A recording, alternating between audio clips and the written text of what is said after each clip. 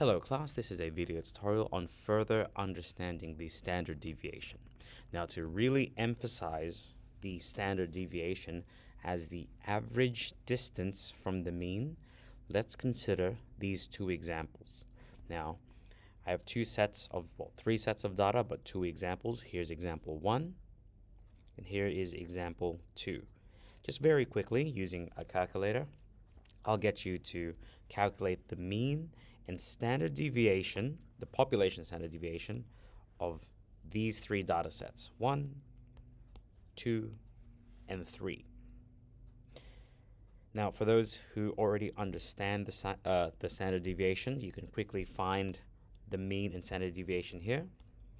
But if you'd taken the time to do this now, the mean of this, since everything is the same score, will be 75, because the average of all 75, like if numbers are all 75, it'll be 75.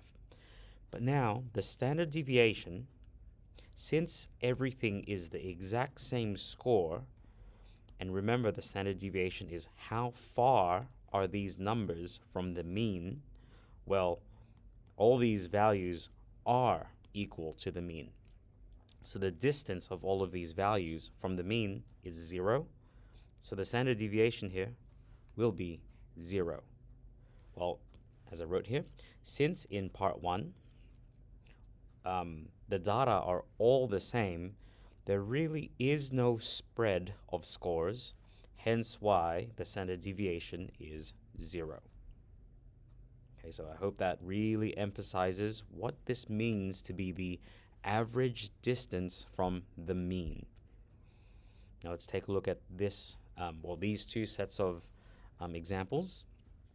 Try not to read this just yet, but look, I'll get you to calculate the mean for both and the standard deviation for both.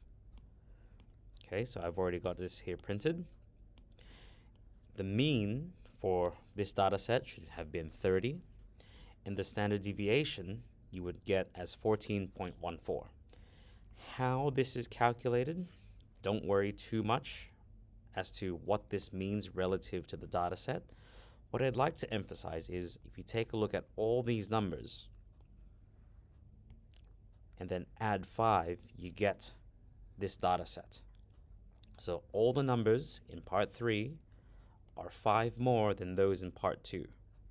Now this will obviously, since every number has been increased by 5, the mean must also have increased by 5.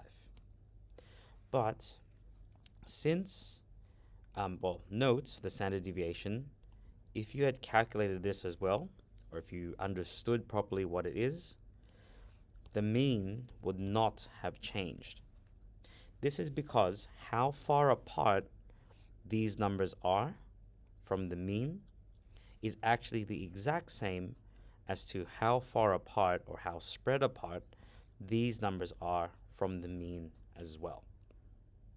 So I hope from these two examples, it emphasizes more what the standard deviation truly calculates and the meaning of the standard deviation.